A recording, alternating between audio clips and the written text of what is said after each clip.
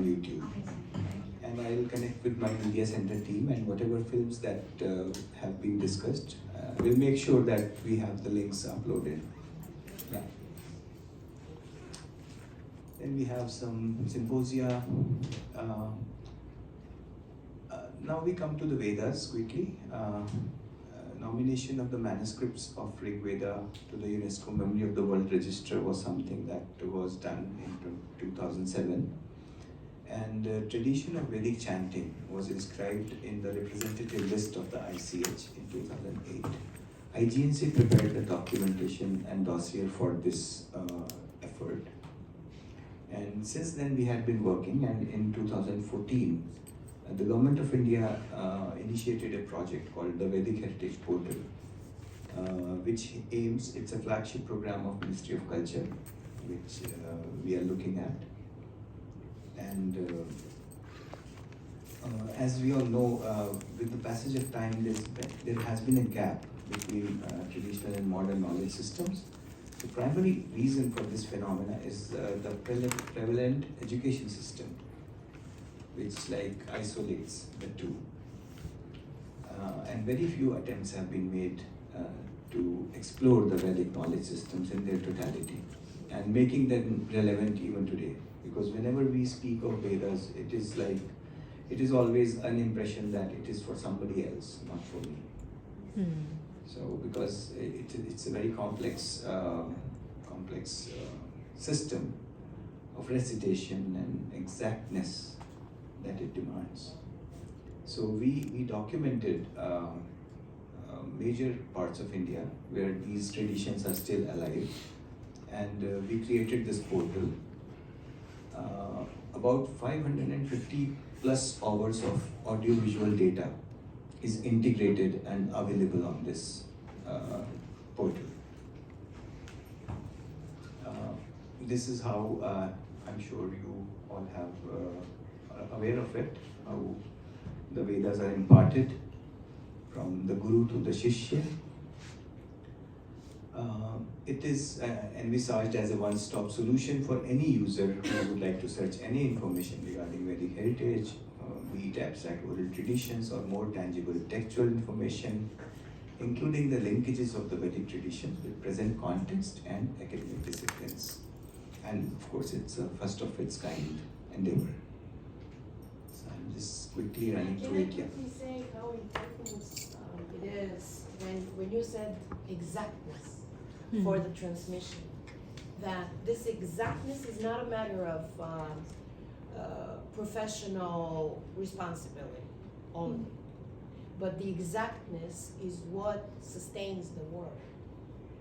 So the whole ritual, the Rigvedic ritual, along with the correct, exact chanting, is what sustains the universe. So there is that's why orality versus literacy, modernity versus tradition in India don't make sense.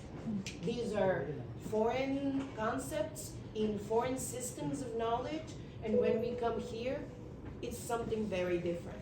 And that's the packaging that we were talking about in the very beginning. It's very syncretic, it's very holistic, it's very interrelated, and even contemporary academic terms as interdisciplinarity don't make sense, right? So we need to be aware of all that every time we're collecting a new piece of information when it comes from especially these traditions. Thank you. I think it was very, very appropriate that you mentioned it. Yeah. Nice. So these are three target groups that we're looking at. Those associated with the traditional Vedic learning, those curious to know about the Vedas and their contents, and professionals who can relate the Vedas with the modern context. So these three user groups are there, and that's how when you land at one of the pages, that's how it looks like. You know what is the extent of Rig Veda? Anybody? How short or long it is? The Rig Veda? Yeah? 1,028 years. Yes, exactly. 1,028 hymns and comprising about 10,552 mantras. Yeah, so it's a huge body of knowledge. And together, all the four Samhitas, they amount to about 20,000 odd mantras, the Rig, Yajur, Sam, and Atharva. That is the body of knowledge we are looking at. And we saw a visual from Kerala. So there are traditional schools or gurukulas or mathas in Kerala or in elsewhere, in some parts of India, where a child is admitted to the Gurukul when he is about 6 years of age. And by the time he attains 14 years, the entire Veda, along with its accents and hand gestures, is memorized. And especially in Kerala, there's I don't know how much time I have, I'm just talking. How much It's time? fine, you're fine. This is what we. Go ahead. So, and there is a very complex system of examination. It is called Anyonyam. We have documented that extensively in this portal and uploaded it. So, I'll just give you a brief gist of it as to what Anyonyam is. Anyonyam is face-to-face. There are two schools, major schools in Kerala, who impart Vedic knowledge. One is in southern part of Kerala and one is in northern part. So once a year, both these traditions, these schools, they get together at a neutral place in the central Kerala. It is called Kadavallur. The name of the place is Kadavallur. They gather there and the teachers of A examine the students of B and vice versa. And you know how they give the examination? It's a temple. It's a very small temple dedicated to Ramaswamy temple. So in the temple precincts, there is a mandapa. Hanumanji is placed there as a witness, and then the evening aarti is going on. The temple is crowded, and then there is also preparations of the evening meal after the Naivedyam is offered to the god. And you know how aromatic the food is down south. If not, you must try. So all sorts of disturbances that could happen to distract the child. So the priests are also with their buckets full of food. They are roaming around, and maybe some people are eating also. So all this activity is abuzz. And in that atmosphere, the guru asks the child, Shishya, and they do not ask direct questions. Like you recite from the 5th mandala of the Rig Veda, the 10th sukta. No.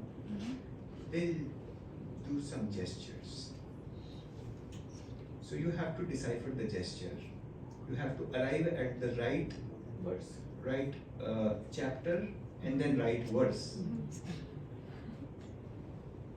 So actually, it is a battle of wits as to who cracks it. And it is about the reputation of both the schools. So that's how they make it engaging as well as encouraging for kids to learn. And one has been there and seen all this while documenting it.